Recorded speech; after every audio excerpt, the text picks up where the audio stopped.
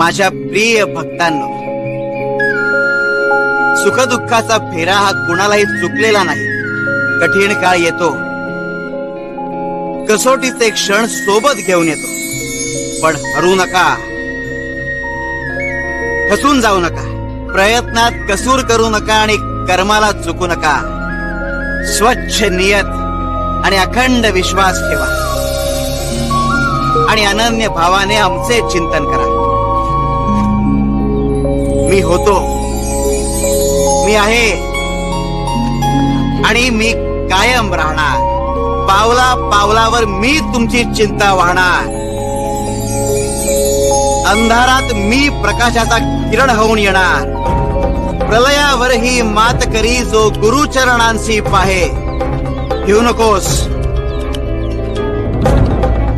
मी तुझ्या पाठीशी आहे.